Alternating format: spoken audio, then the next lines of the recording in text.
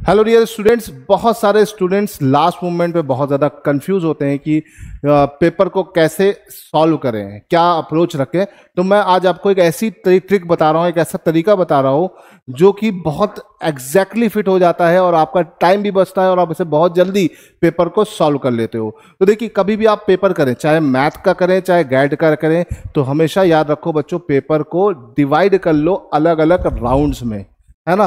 Round 1, round 2 and round 3। आप यहां पर पूरे के पूरे पेपर को बेटा अलग अलग राउंड्स में क्या कर सकते हो, डिवाइड कर सकते हो। और अगर हम यहां पर बात करते हैं तो जो राउंड 1 होता है, राउंड 1 क्या होता है बेटा, राउंड 1 वो होता है कि जब आप पेपर को एक सिंगल गो में कर रहे हो, है ना, शुरू से लेके आखिर तक फटाफट क्वेश्चन करते चले गए और आपने क्या किया बेटा, आपको जो क्वेश्चन आ रहे हैं आपने उन क्वेश्चन को किया और पहले राउंड के खत्म होते होते आपको लगभग इतने क्वेश्चन मिल जाते हैं, ठीक है। आप फर्स्ट से लास्ट क्वेश्चन तक चलते चले जाते हो और फर्स्ट से लास्ट क्वेश्चन तक चलते गए और आपको उतने क्वेश्चन मिल गए जो आपके एग्जाम के लिए नेसेसरी है ना। अगर मैथ में है तो आपको 30 से 40 क्वेश्चन मिल जाते हैं, गैट में है तो लगभग 60 से 80 क्वेश्चन के बीच आपको मिल जाते हैं।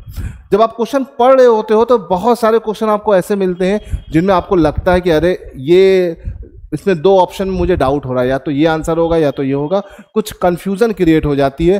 तो उन क्वेश्चन को उसी दौरान आप गोले मारते चलिए और उन क्वेश्चन को आप देखेंगे कहाँ पर, राउंड 2 में। राउंड 2 में जिन क्वेश्चन पे भी आपको डाउट हो कि यार ये मेरे से हो सकता है लेकिन टाइम लगेगा, तो उसको राउंड 2 के लिए रखिए। और राउंड 2 के लिए आपको मिल जाते हैं कम से कम 20 से 25 क्वेश्चन, है ना। तो राउंड 2 में आप जाएंगे 20 से 25 क्वेश्चन के लिए। और राउंड 3 आपको मैं मैथ्स के पेपर के लिए नहीं खेलने को कहूँगा, लेकिन हाँ गैट के पेपर में आप राउंड 3 खेल सकते हो। क्योंकि याद रखिएगा, अक्सर क्या होता है कि आपको क्वेश्चन पढ़ा हुआ नहीं मिलता है लेकिन ऑप्शन पढ़े हुए मिलते हैं। और पेपर में 4 ऑप्शन होते हैं बेटा, और 4 में 3 ऑप्शन या 2 ऑप्शन ऐसे होते हैं जिनका आंसर आपको पता होता है ना। तो ये पता होता है कि ये किस चीज़ का, किस क्वेश्चन का आंसर है ना। तो होता क्या, आप लगाते हो फिर क्या, रिजेक्शन मेथड। और जब आप रिजेक्शन मेथड लगाते हो तो बहुत सारे क्वेश्चन अपने आप ही वहां पर निकल के आते हैं। तो राउंड 3 में आप क्या कर सकते हो बेटा, तुक्का लगा सकते हो। क्या लगा सकते हो, तुक्का।